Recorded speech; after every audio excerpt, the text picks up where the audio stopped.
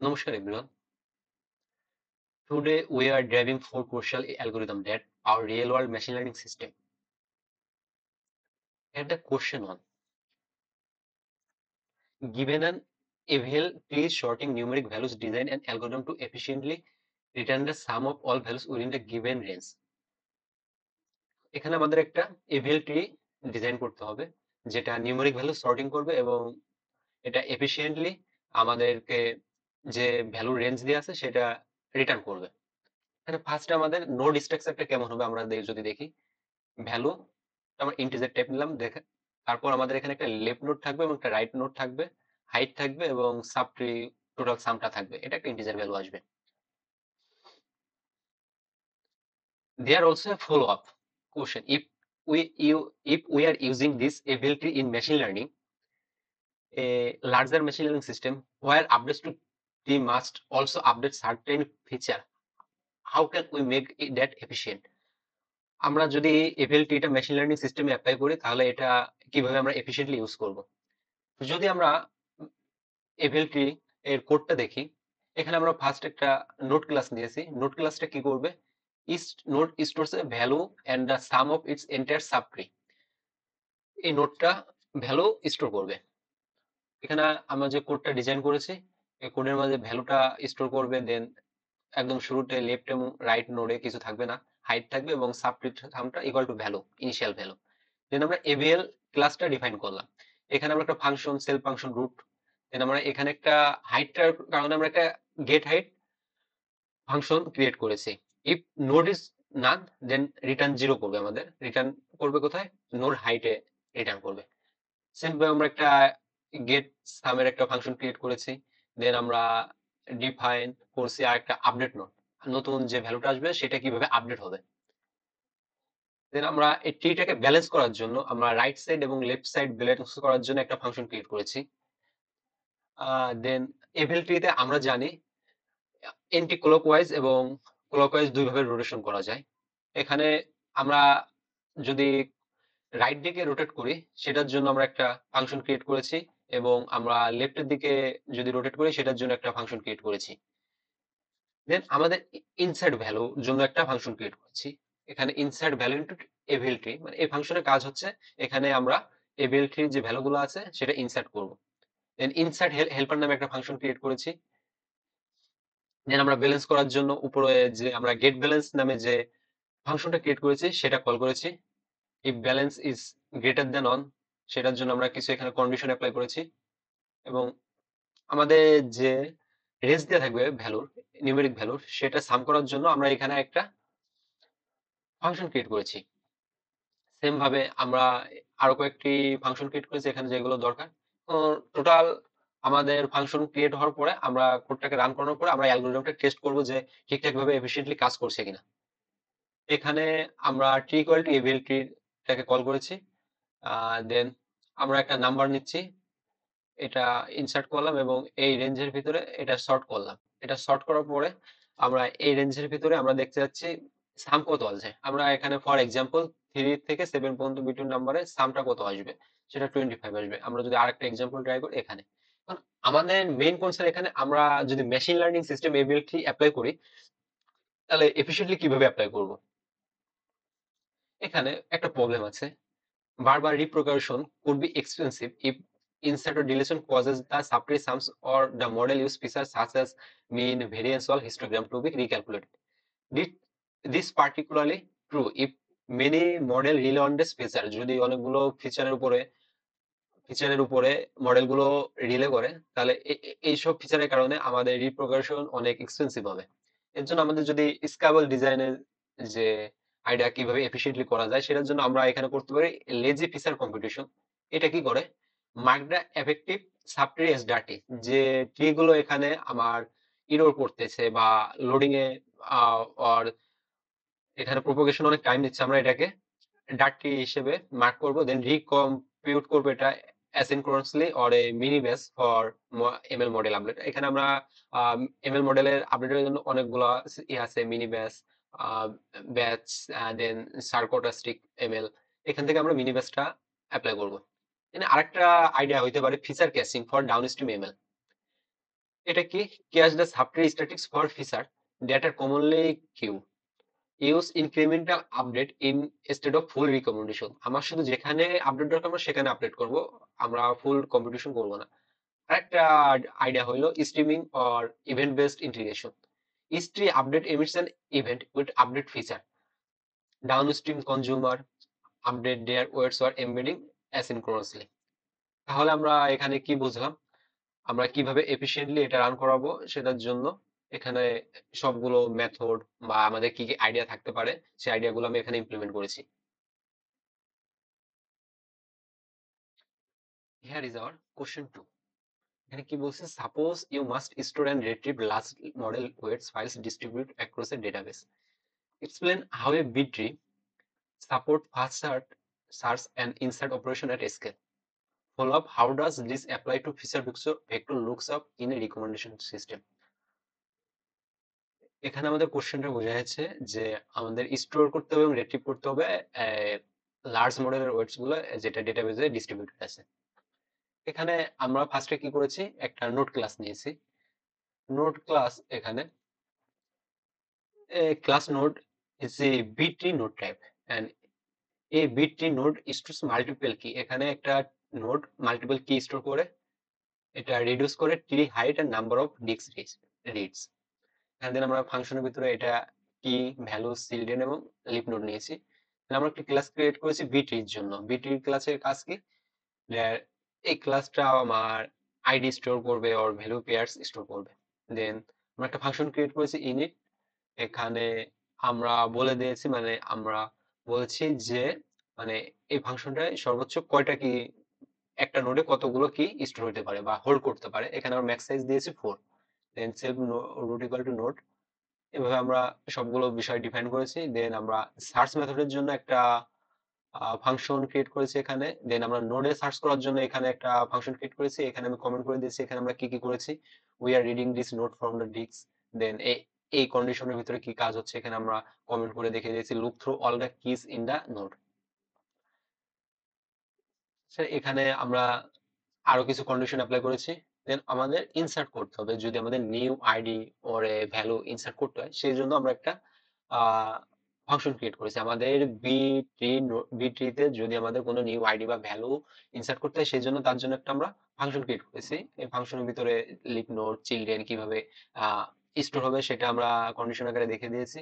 দেন এটা নোডে ইনসার্ট হবে সেটার জন্য এখানে আমরা একটা কন্ডিশন দিয়েছি রাইট সাইডে ইনসার্ট হবে ওর লেফটে ইনসার্ট হবে। দেন ইজ দ্য টি স্প্লিট। এখানে বোঝানো হয়েছে যে টিটাকে আমাদের বি ট্রিতে যদি ম্যাক্স ফুল হয়ে যায় সেখানে আমরা টিটাকে স্প্লিট করি, স্প্লিট করে সেখানে আবার চাইল্ড গুলো ইনসার্ট করি। সেম ভাবে আমরা স্প্লিট নোডের জন্য এখানে আমরা একটা প্যারেন্থেসিস দিয়েছি কি self parents and child insert. এটার মাধ্যমে আমাদের এই যে নোডটা ফুল হবে সেটা স্প্লিট করার জন্য কোন মেথড ইউজ করব সেখানে আমরা সব কন্ডিশন গুলো এখানে অ্যাপ্লাই করেছি। এভাবে আমরা বিট্রিটাকে ক্রিয়েট করেছি। আমাদের অ্যালগরিদম ক্রিয়েট করা কমপ্লিট হয়েছে এখানে। এখানে সেকেন্ড যে ফলো আপটা ছিল এটা আমি কিভাবে এই feature vector looks up in a recommendation system এটা আমরা কিভাবে রিকমেন্ডেশন সিস্টেমে অ্যাপ্লাই করব সেটার জন্য আমরা এখানে একটা কোড জেনারেট করেছি, ডিজাইন করেছি। সেখানে আমাদের একটা ক্লাস আছে ফিচার ভেক্টর ক্লাস। এটার মাধ্যমে কি হচ্ছে BT node optimise for feature vector storage. আমরা যে বিটিটা ক্রিয়েট করেছিলাম সেটা ফিচার ভেক্টর জন্য এটা বেশি অপটিমাইজ। এখানে user ID vector reference then children is leaf এটাকে লিপ কিনা সেটা আমরা এখানে ডিফাইন করেছি। দেন ক্লাস করেছি আমরা ফিচার ভেক্টর বিটি। ফিচার ভেক্টরের জন্য আলাদা একটা বিটি ক্রিয়েট করেছি। এখানে বিটি for sorting user feature vectors সব এখানে আমরা যে যে কন্ডিশন দরকার আছে আমরা সবকিছু অ্যাপ্লাই করেছি। দেন আমরা এখানে আরেকটি ফাংশন ক্রিয়েট করেছি। আমরা প্রিভিয়াসলি যে বিট্রি করেছি এখানেও সেম ভাবে একটা স্প্লিট দ্য চাইল্ড এর জন্য একটা কোড ডিজাইন করেছি। দেন এটা কিভাবে আমরা ইউজারের যে ডেটা আছে কিভাবে রিট্রিভ করব সেটার জন্য একটা ফাংশন ক্রিয়েট করেছি এবং সার্চের জন্য একটা ফাংশন ক্রিয়েট করেছি। এখন আমাদের কথা হচ্ছে আমরা কেন রিকমেন্ডেশন সিস্টেমের জন্য বিট্রি ইউজ করব বা বিট্রি কেন বেটার। এখানে আমি একটা ডায়াগ্রাম দিয়েছি এখানে কিভাবে বিট্রি ইউজার রিকমেন্ড মানে ইউজারের যে রিকমেন্ডেশন আছে সেই অনুসারে বিটিপি কিভাবে ডেটা রিট্রিভ করে। এখানে ফার্স্টে আমরা বিটি ইন্ডেক্স দিয়েছি, দেন ইউজার আইডি বা দেন স্টোরেজ লোকেশন। সেখান থেকে ভেক্টর স্টোরেজে যাবে, সেখানে একটা ডিস্ক রিড হবে, রিড হওয়ার পরে এটা যে লোড হবে এটা কম্প্রেসড আকারে লোড হবে, দেন এটা আমাদের যে রিকমেন্ডেশন সেটার সাথে সিমিলারিটি ম্যাচ করে কিনা সেটা চেক করবে।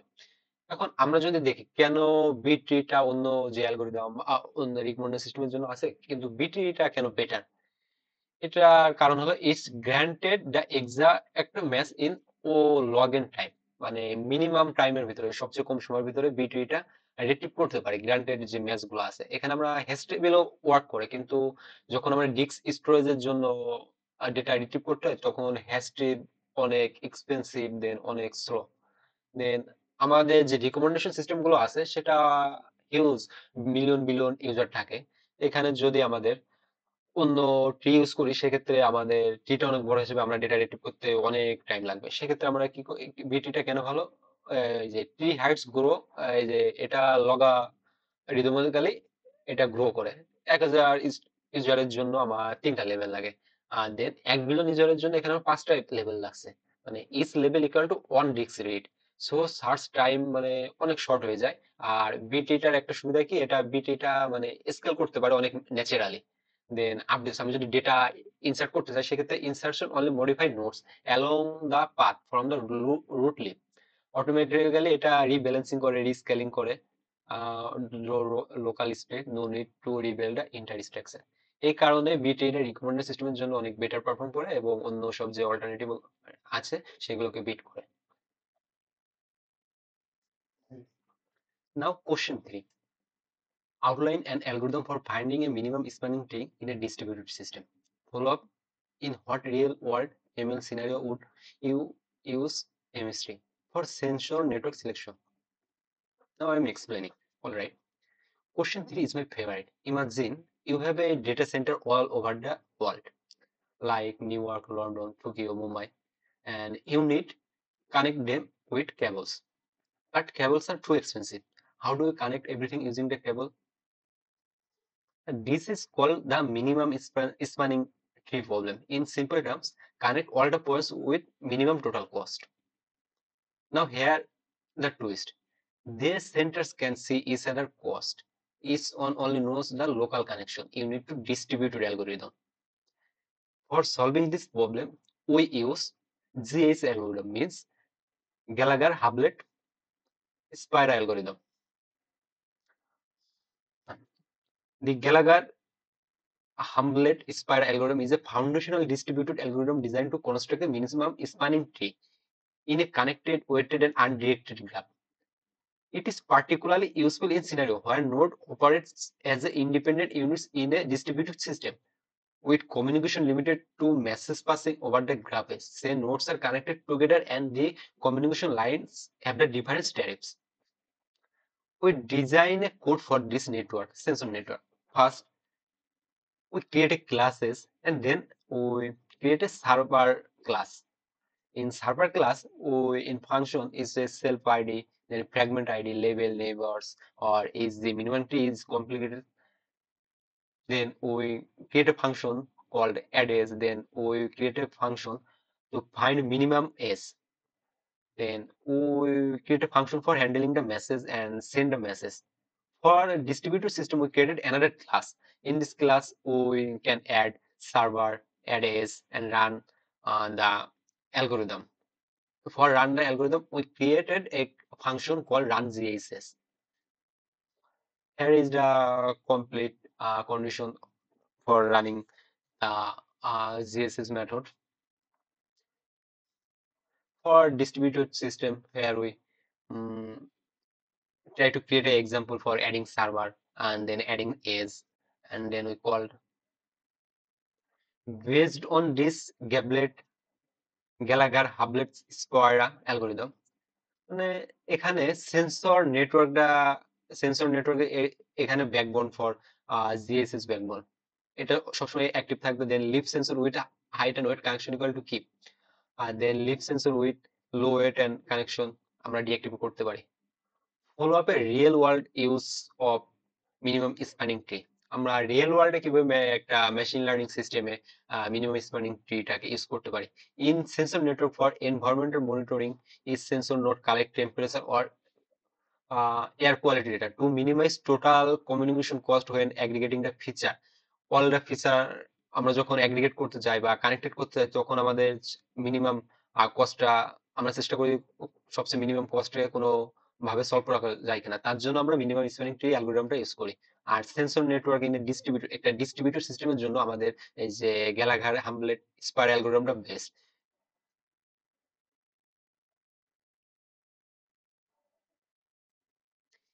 এখানে আমরা অন্য সব অ্যালগোরিদম থেকে কেন জিএইচ অ্যালগোরিদম বেছে নিলাম, কারণ অন্য সব যে মিনিমাম স্প্যানিং ট্রি অ্যালগোরিদম আছে সেখানে আমার সিনক্রোনাইজেশন দরকার হয়, like everyone waiting for everyone else. It's just too slow.